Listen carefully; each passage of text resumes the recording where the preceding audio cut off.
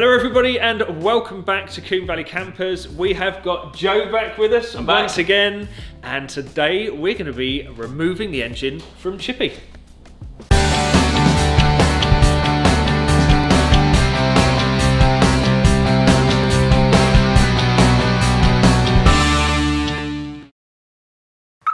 We wouldn't have been able to do this project without the help of Heritage, and we've got Steph here from Heritage Parts Centre. Thank you very much for coming down. Welcome. We wanted to collaborate in helping Joe with his van. Yeah. What have you got for us today? There's obviously quite a lot. Oh, before we carry on, excuse the noise next door. It's an industrial site, so we have to take as it comes, really. So yeah, what have we got, and why have we helped Joe today? Well, we've bought a bunch of goodies today, some really nice bits that we know you need, and some just essentials as well to get Chippy back up and running the way that you want her to run. Yeah. Do you know what? It feels like Christmas. Yeah. Like unboxing all these toys at Christmas. I can't wait. It's really cool. We've got some really nice shiny bits. Yeah. But most of it is stuff that, well, we're here to obviously work with Heritage as well. They're providing a lot of just the everyday maintenance bits and pieces, but there's lots of conversion parts because obviously we want to change the brakes. There's some brake parts in here, or at least the master cylinder and servo side for the brakes. There's gear linkage parts, safety elements as well. So do we want to go straight to the big shiny present, or do you want to just start with some of the more... whatever you... Normally I'd leave like the nicest sweet till last. Okay, well, we'll do that. Sweets from the shop. We'll do that. Okay, so first off then, we noticed underneath the van that there was brake lines that were of different styles, shapes, and states of repair. So there is a full brake pipe kit here. That is not a soft copper one.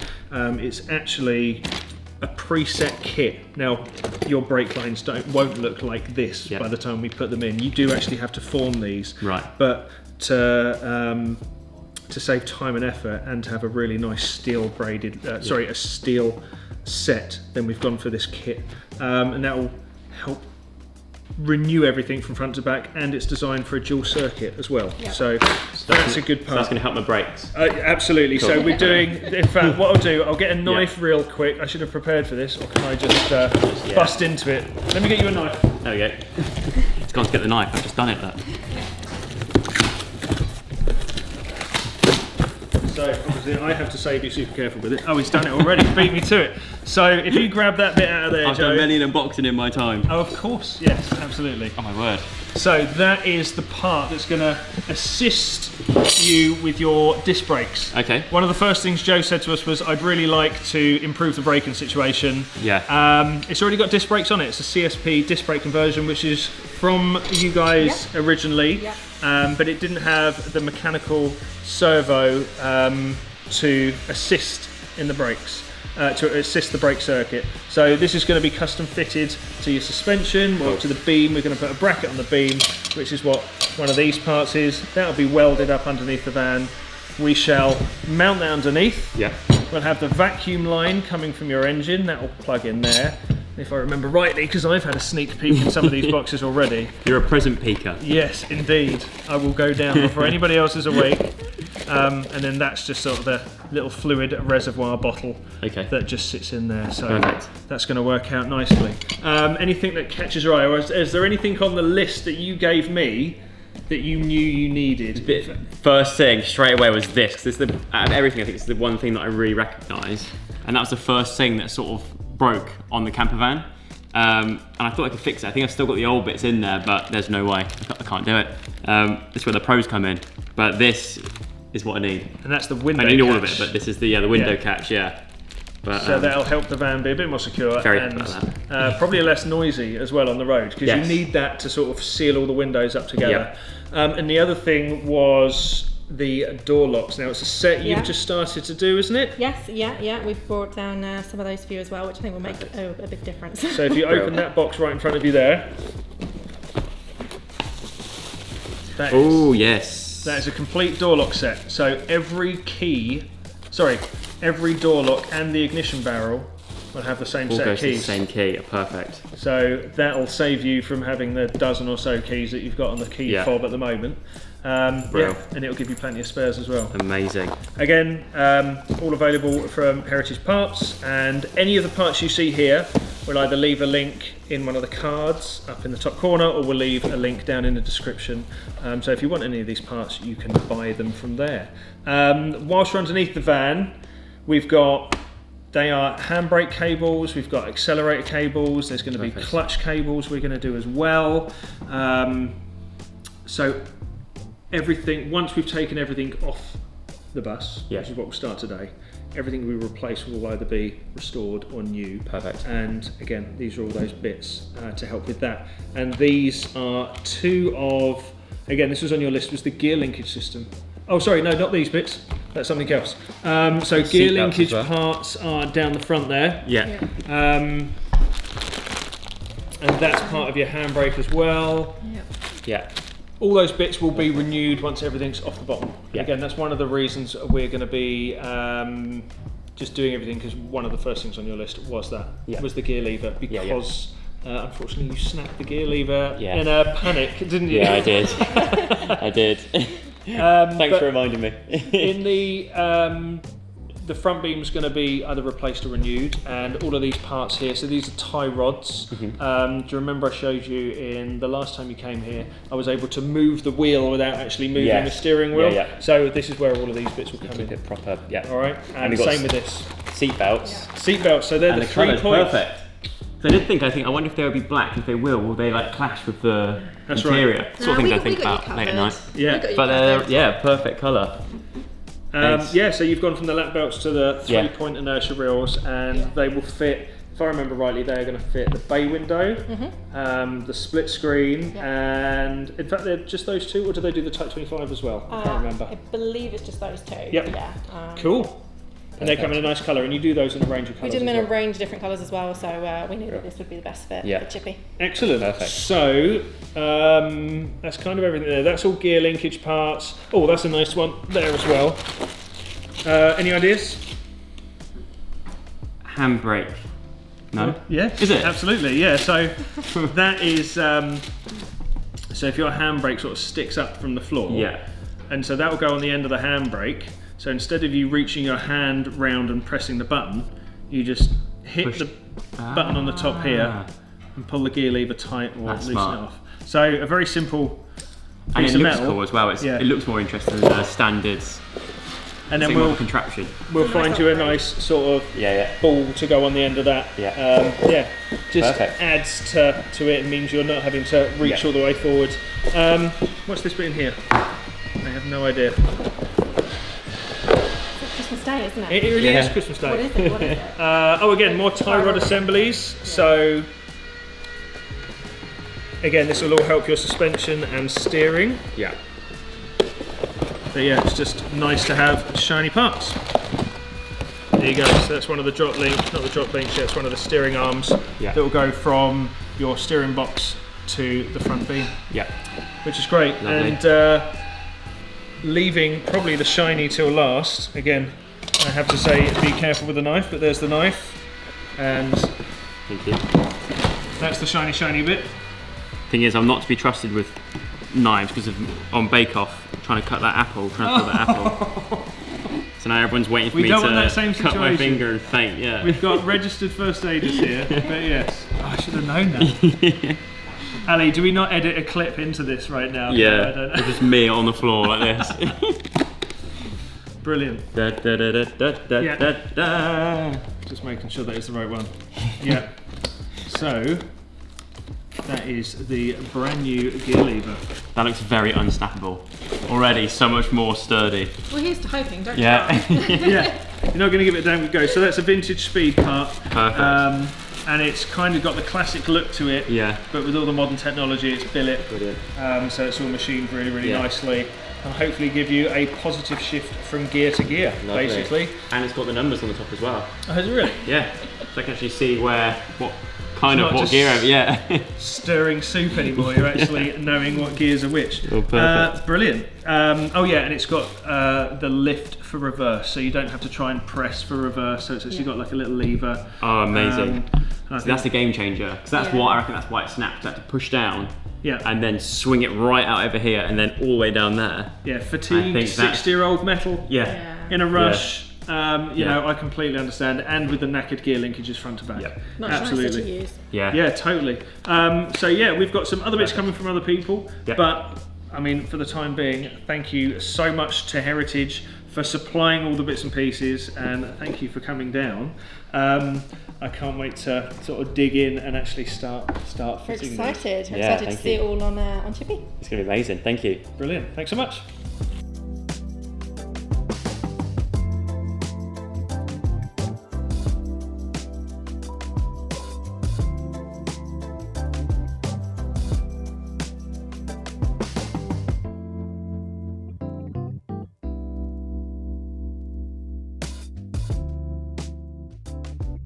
Wanted to bring you here today, pretty much to do one of the most exciting bits. I really enjoy this part, and it's going to be removing the engine. How much do you know about these in general? I know that the battery is really hard to get to for jump starting. Yeah, that's very true. Right jump in the back leads, there. I know that it's air cooled. And I know that this didn't used to be there because I had to replace that because that once got caught in this and churned a hole through that, and which wasn't fun. Quite a stressful time. But other than that, that's about it. There's a lever that I know you can pull.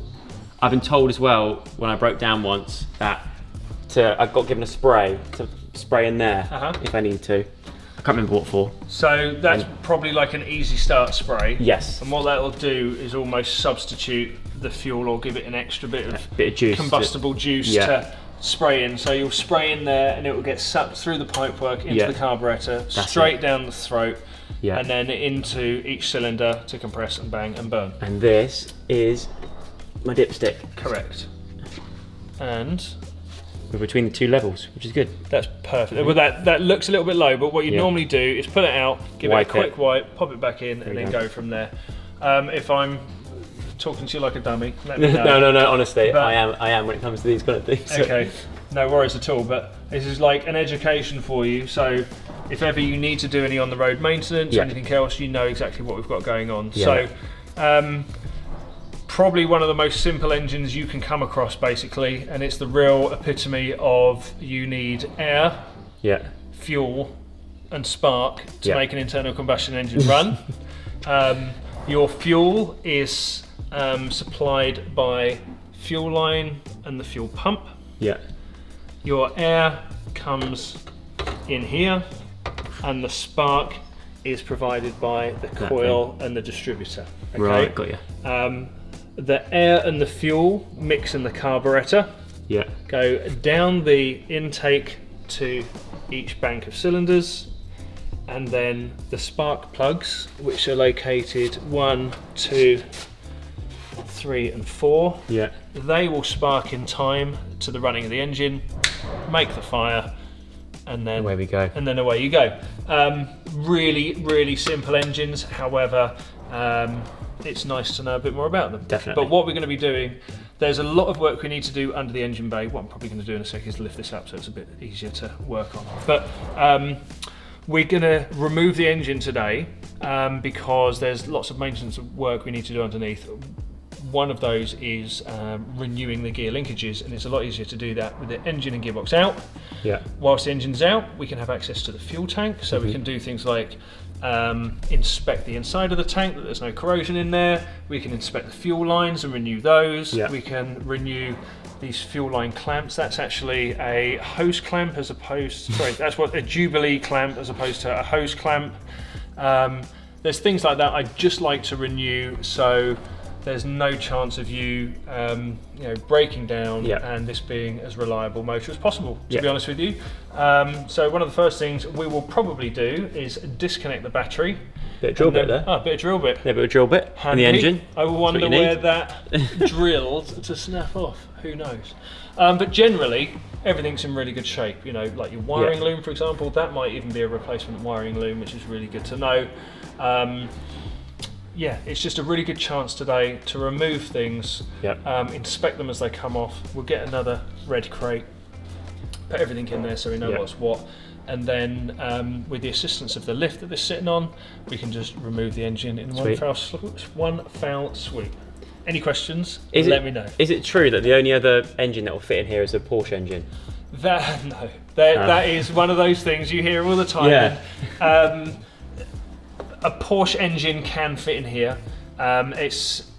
You can basically make a lot of engines fit in here, to be honest with you, because of the way it's laid out. And there's a huge bit of space. There's lots of space, isn't there? So popular upgrades are a Subaru engine, because they have the same boxer configuration. They're a flat 4 engine. But if you wanted to fit those, you'd then have to fit water pipes and a radiator and water pump, stuff like that.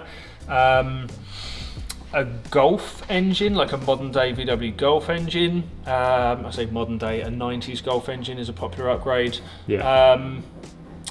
But people normally, when they've got a split screen bus like this, they like to keep quote unquote the purity of an air-cooled motor and the air-cooled car. The sound of this engine, the sound of one of these camper vans is absolutely almost key to owning it. You know when one's coming. It's the joy of starting it. Yes, they're a bit, they're way more than a modern car to maintain. But as long as you keep on top of the maintenance, you'll have lots of trouble-free miles, honestly. And with the parts that we're going to be replacing, renewing and inspecting on this one, you should have no problems at all. Ace. Super. So what I think we should do, we'll start getting some tools out of the box. We'll start disconnecting battery. We'll remove items like this air filter. We'll remove the bumper. And we'll remove this rear valance. This is called a rear valance. Cool. And then basically we shall sit the van down on one of our trolleys, our tables, and then we can literally unbolt the engine, leave it the trolley, lift the van back up, and the engine will just sort of be there. Stay there. It'll just stay there on the table. So about as easy as you can get with an early van like this, because you can remove this rear valance and the engine almost just slides straight out of the back. Perfect. It's nice and easy. So we'll get some tools and crack on. Right. Nice one. Get rid of this bit of drill bit. Yeah, don't want that. And away we go. Before we go any further, I just want to say thank you very much for watching this video. We're doing a whole series on Chippy, so if you don't want to miss any episodes, make sure to give this video a like and click subscribe. Thank you very much. Now back to the show. Generally, the engine has got tiny little drips, but it's been sat here for, what, a week or so now, a couple of weeks, and there's nothing there to worry about. I'd expect that out of a fairly modern car, to be honest, knowing what modern cars are like. The other thing we're going to take a look at rebuilding at some stage, or at least replacing the gaskets, are these parts of the axles here. These are what's called reduction gearboxes. Because this was built as a commercial vehicle, the gearing had to be lower, so if it was carrying a ton's worth of weight in the back, it needed lower gears to, because it's not a very powerful engine. So a lower gear will help it start off. Nowadays, because that's not got a commercial load in it, being able to pull away, you don't really need those reduction gearboxes, and one of the options is to remove those gearboxes, go with a slightly different axle, and then you can lower the vehicle. We're not going to do that. We're just going to spend the time and renew those as well, because they still work. Because you could get, I remember the old ones, you could get like, it's in the back, it's like rows of seats, couldn't you? That's right. It's like an actual transportation bus. So there's this one from this is Danbury? Devon. Devon, Devon, you're right, this was probably ordered as a multi-van. With windows. So it's got 11 windows in this. Yes, it's an 11 window, so it would have been regarded as a Combe. So it would have had maybe 9 seats in it or 7 seats in it. And this, what they would have done, they would have treated this like any other new car, like we do today. So you want to build a camper van out of a, say, modern VW, you get a Combe, first thing you do is tear the seats out. Now when we look back at it, you think, oh my God, you're just destroying what this was back in the day. It's now really hard to find original seats and things, but it's part of this van's story. There's nothing you can change about that true. I will get the bits and pieces, we'll disconnect the battery, then we'll remove this bumper. We'll put that safely to one side. remove that rear valance, and then we'll start taking the connections off the inside of the engine, like the electrical connections and stuff like that. We'll label them, so then you can see what they're for in the future, and it's always helpful to label them as well. Yeah, and then we'll start looking at dropping the engine completely. Brilliant. Super. Another one of these brakes. Oh, don't know if I'm supposed to do that. What we're going to start with is this air filter assembly and all of these hoses. In fact, these fresh air hoses, you said you replaced this one already, right? Yeah. So this hose and this hose here, all they're doing is supplying air for your heater system. They don't interfere with any part of the engine running at all. This hose is a preheater hose. So what this will do, when the engine is cold, it likes a bit of warm air to help it run. So this hose here is picking up some warmth from the exhaust that's right below it, and it will suck in the warm air, and then put that warm air directly into the engine. That will help the engine warm up quicker. And then when that does, it's not this part here, but no, it's not that part there. But yeah, so when it's at idle, which is just turning the key and letting it just idling, that will stay shut, which is not letting any cold air in. It will just keep drawing in that warm air. All right. So again, doesn't have any. So day-to-day running, especially in the UK, doesn't really matter that much. But it's basically a case of lifting that out. It's nice and simple. Then the actual filter assembly itself, you can remove the bottom of it by undoing these 4 clips, but again, we don't even have to do that today. What I'm going to do is cut this cable tie here.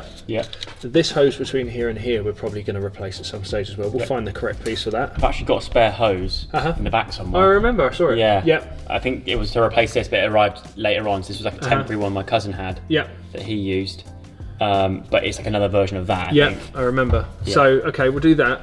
So it's just going to be a case of cutting this cable tie, or we even leave that cable tie on because you know it's part of the system, and then we just undo this clamp here. So undo this clamp, remove that hose, and then we're going to undo these 2 bolts here, 1 and 2, and then that whole assembly will be able to be removed. We'll put it in the box, and then we can start on the next pair. All right. So I'm going to give you that 13mm, and that will sit just there, and then I'll give you a 13mm socket and ratchet, and then you can have a go on that. Perfect. Super.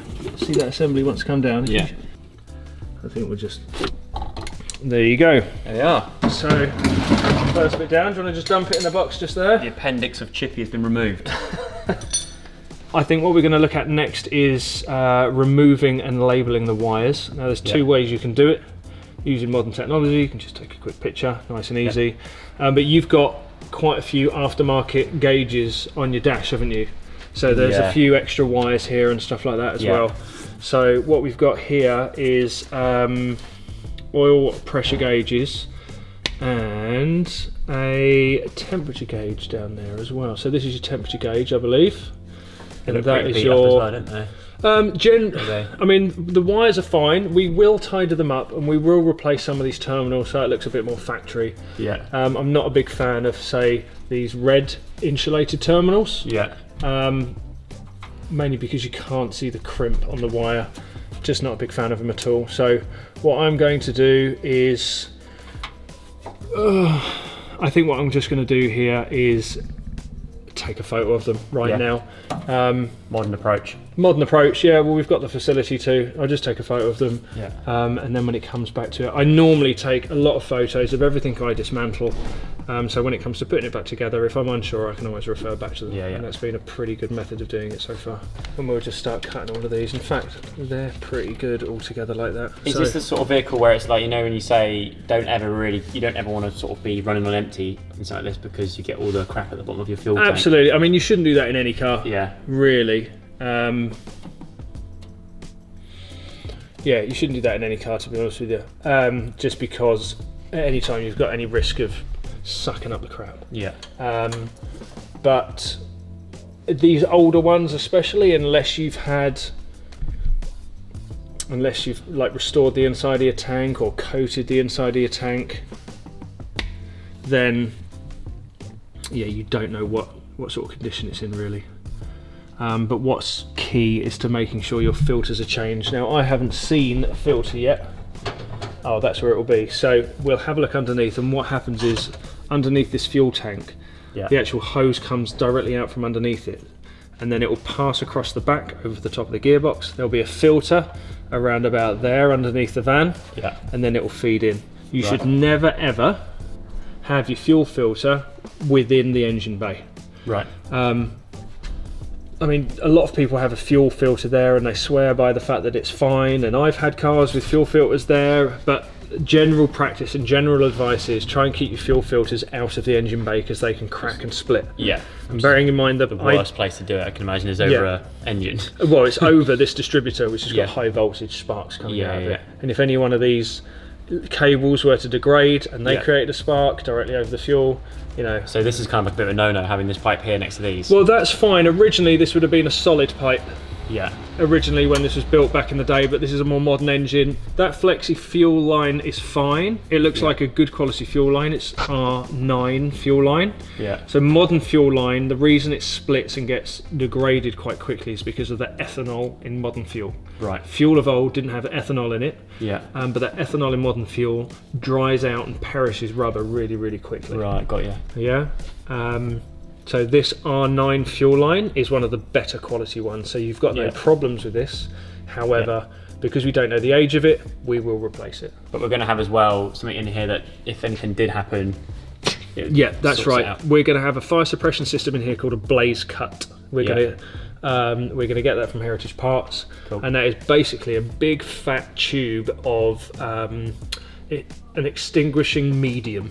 I won't say exactly what it is because I don't really have any idea of exactly what it is inside, but basically it's a flexible pressurized canister that you attach up into the top of the engine bay, and the moment it has a spike in heat or it sees a naked flame, it will melt whatever membrane is around it. I should find out some more information about it really, shouldn't I? But that will melt or break whatever membrane is around it, and then just completely flood this engine bay with whatever medium it's got in it, and it should, as the name suggests, cut the blaze immediately. So would it damage the engine as well? No, but that's what it's designed to do.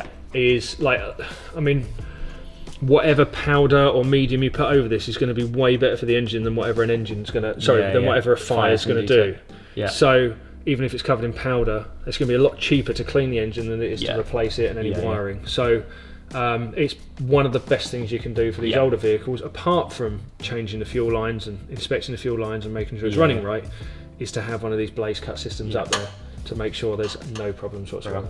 Is that cool? Yeah, sign me up. Super, yes. Okay, so I am going to get a 7mm socket. I believe that's the one we need, and I will undo this Jubilee clip here. Yeah. Well, this fuel clamp. Jubilee's a brand. A fuel clamp, hose clamp. We will undo that. We can do one of two things. We can either clamp the fuel line and move it out of the way. We're going to be replacing it anyway, so I'm probably just going to do that. We'll get a set of mole grips or vice clamps. We'll clamp that fuel line, but what we'll do, we'll plug the end of the line with a bolt. Just a suitable fitting bolt, so there's no chance that fuel line's going to drip. We'll move that out of the way, disconnect the wiring, then remove all of this and then drop. Brilliant. Super. Oh, throttle cable as well, so that's going to be done there. Super. Oh, that was it. When I broke down, the guy was just doing this or something with his finger. And so he was making my accelerator go like revving. So that's this cable here. See this little cable here? That is connected directly to your pedal. And then that will do that. Which brings the air and fuel through, which gives you more fuel to burn, which then makes your engine go faster. What we're going to be getting from Butty's Bits is all the hinge assemblies and all the linkages to make that a much smoother operation, so there's no risk. Because your pedal will only make the throttle probably go to about here. Whereas there's a lot bigger range of movement there as well, and it'll make it a lot easier and stress-free to do that too. Right, tools. Again, there are proper tools to do this. I don't have them to hand right this second, so that should have no fuel coming out of it. Whatever is, there'll be a little bit left out. So if you undo that there completely, super, that should be fine. And then what I'll do, I'm just going to get that screwdriver in there, see if that will wiggle off. There we go. There she goes. Give it a bit of a pull. There we go. And there's hardly anything come out of that, which is great. It's dehydrated. This is it. Or Chippy's dehydrated, look. So for anybody who is wondering why they would split and perish, again, this is good fuel line. But what you'll see in the end of this fuel line is cracks, sort of from the inside out, where the fuel's perishing it and drying it out.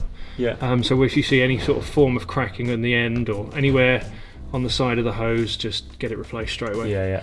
Better to be safe than sorry. Yeah. Absolutely. Move that out of the way.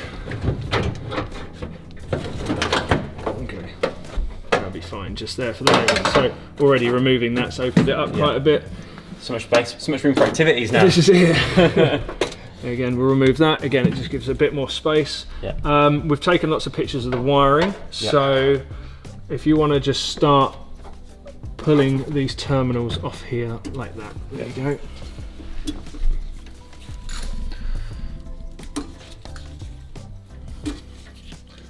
Is it on there as well? Mm-hmm.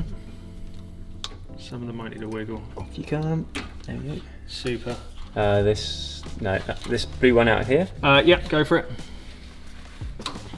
Super. So that there is the fuel cut-off solenoid. So when you turn the key off, that will fire a pin into the carburetor and stop all the fuel. Right.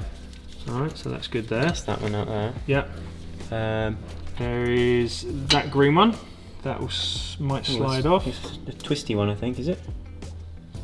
Like I said, on a bolt or something. Oh yeah, that's on a bolt on the end. So size?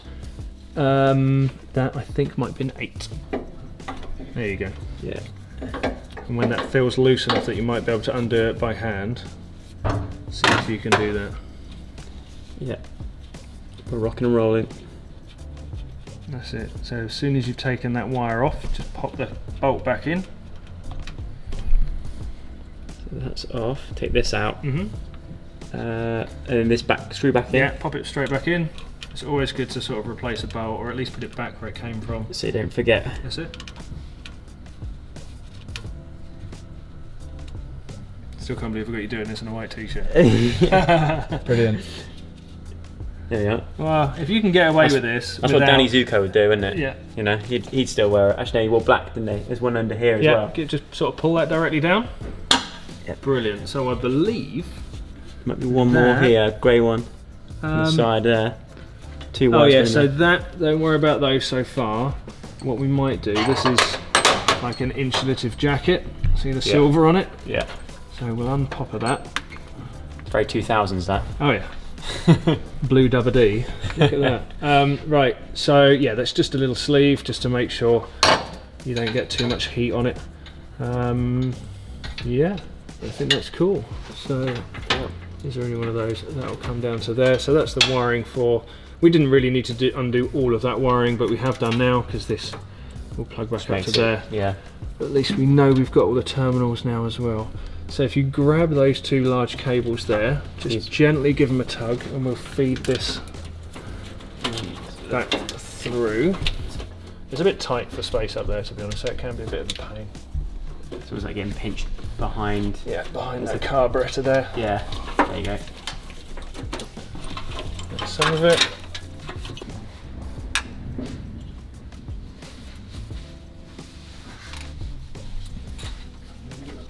I had a go once of doing a thing where you put your hands through these holes in this thing, and it goes into astronaut gloves up at NASA. And I had a go at trying to do stuff like this. I'm doing bolts, but because you have to do it with the space gloves on. Yeah, yeah. And it's so difficult. Impossible. It is almost, so difficult. Yeah. Yeah. Put that back there. I think one of the last things we'll need to disconnect is that throttle cable, to be honest. You've got to have a lot of patience with this, haven't you? And like. Oh, is it trying to sort of twist it? Yeah, so it will move a little bit. There you go. Yeah, got it. Can you imagine you're good at like things like Jenga and like games like that, where you've got to like be really steady with the Handling hand. kids, you know, like Yeah. 2 doors. You've got to be careful with children and have a lot of patience for them as well. So don't undo it all the way, or just Yeah, so just loosen up a little bit, then that cable should just sort of push out of it if you maybe pull it from the back. Oh, yeah. Yeah, and then just sort of tighten the nut up, or the bolt, sorry, up a bit. So take it all the way out, this cable. Yes, please. Yeah, it's out. So this bumper then, we've got one, two, three, four. So you've got 3 there. these even simpler than that. Oh, We've yeah. got 1, 2, Oh, yeah.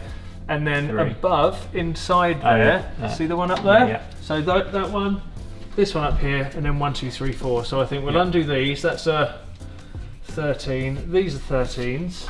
And then together we'll be able to just sort of lower that down gently and then out the way.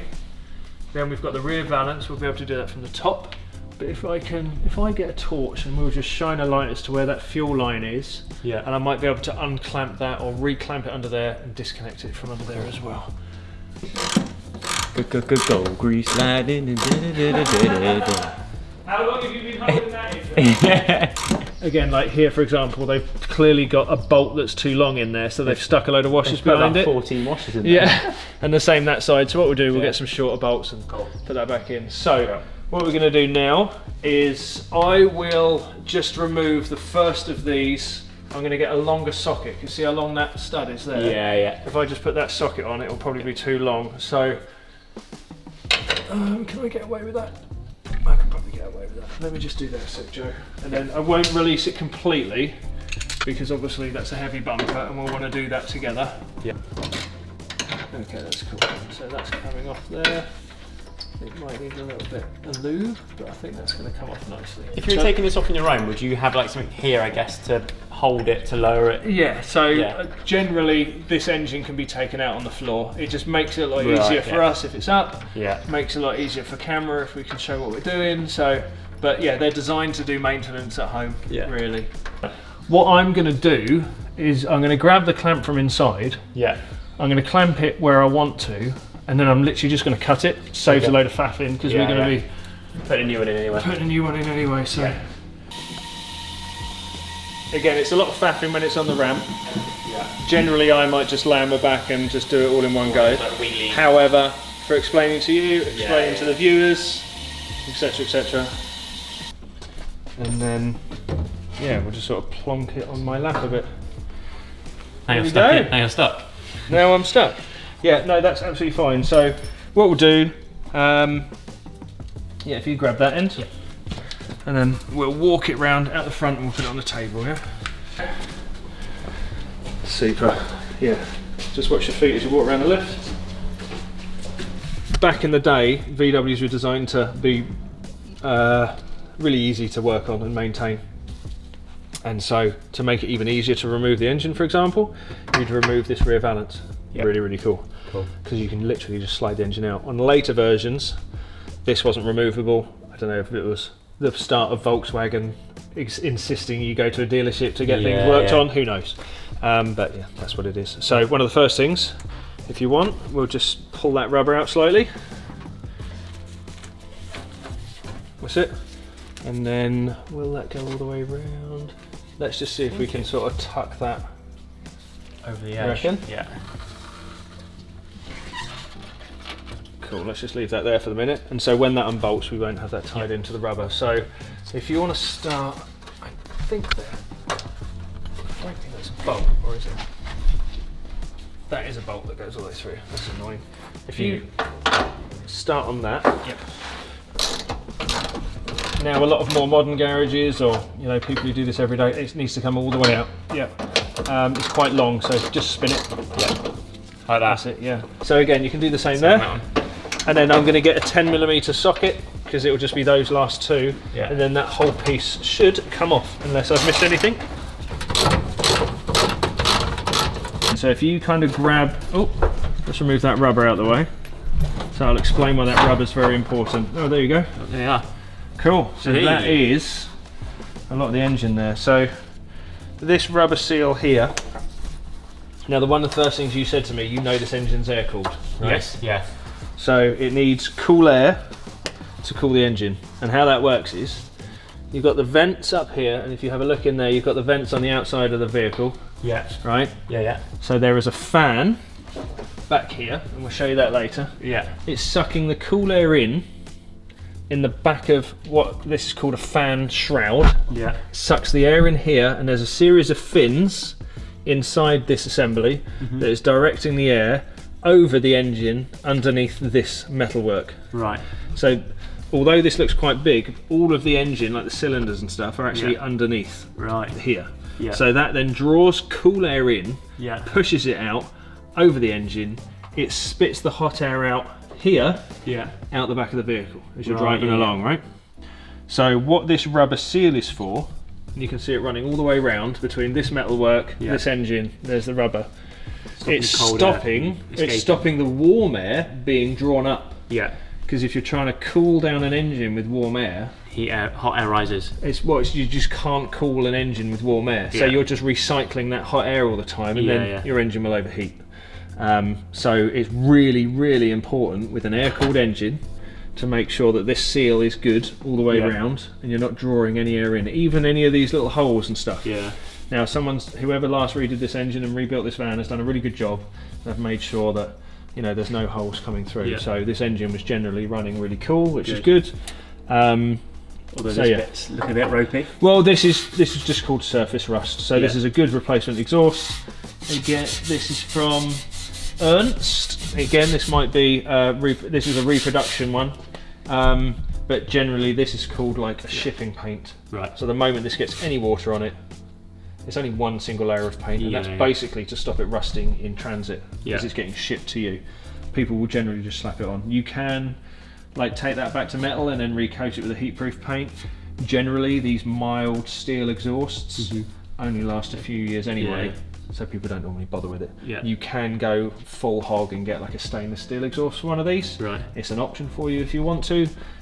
They do look attractive, they sound really nice, and they won't rust. They'll probably last longer than the vehicle itself. Right.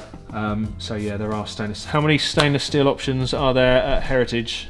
A lot. Good, there we go. Okay. So there's an option there. Right. It's not 100% necessary. Yeah. However, it does look pretty, and you don't ever get this. And it makes it sound better as well, you say? Generally, they've got a really nice tone to them. Right. So is that appealing to you already? So what we're going to do now is prop the van back up. Yep. We're going to lay it back. In fact, we'll probably prop the van up, and we'll undo the 2 bolts that hold the engine to the gearbox at the bottom. Yep. All right.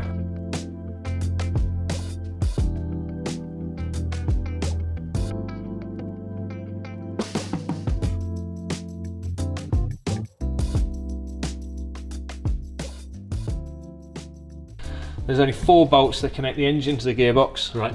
Or fixings, should we say. There is 1 nut here, 1 there. Yeah.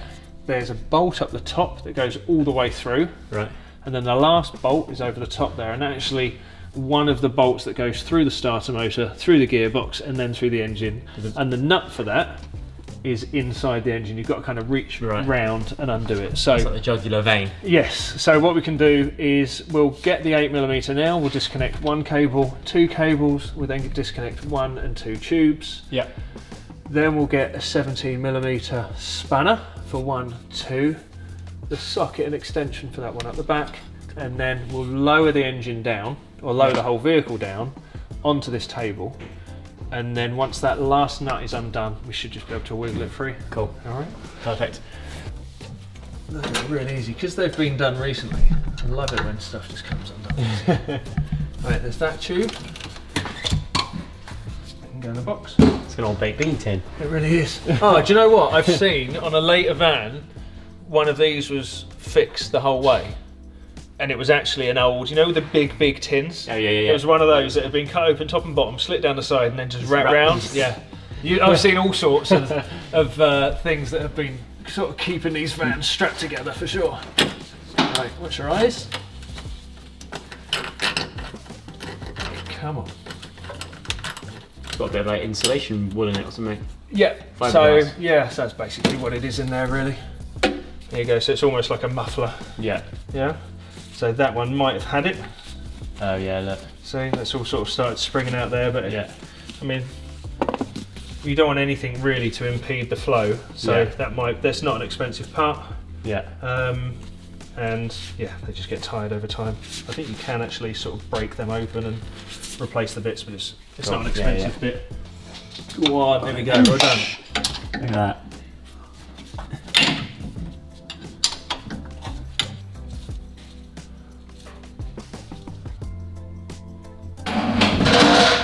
There you go. She's on there. So, what we should be able to do now is undo that last nut, Yeah. wiggle the engine off its gearbox, Yeah. and then lift the bus directly off the engine. Yeah. If we don't wheel the engine out first. Then the bus becomes a lot lighter. Yeah, a little bit. Yeah. So I can feel it there. Hopefully, it's going to come out nicely without needing somebody to steady that bit out. Just got the spanner. Don't edit it out. Keep it in. Yeah. It's not going to. Hopefully, the bolt that is holding in the starter motor and runs all the way through is kind of loose. It's called a D-bolt. So one side of it's flat, so you can do it up and undo it without needing to hold the other end. Right, got ya. Jesus. It's tricky, I guess, because you kind of you'd think you'd want all your bolts done up as tight as possible to stop something like the engine falling out, or. Yeah. But when it comes to stuff like this, it's kind of a good thing when they're not. Yeah, I mean, obviously you want them tight. But yeah, if they're super tight, it just makes the job a whole lot harder. Obviously every vehicle has torque settings. And generally you'll keep to those torque settings. Yeah. Gosh, it's getting warm today. I feel myself sweating. Yeah, that's coming undone nicely.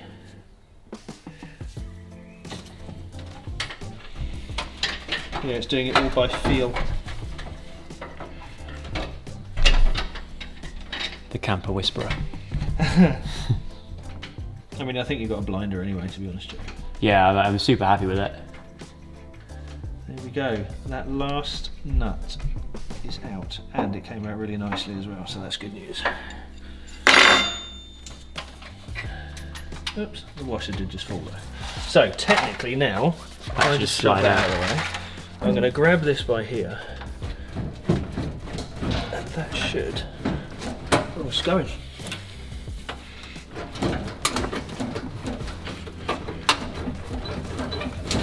Here she goes. You ready? Yep. Moment three.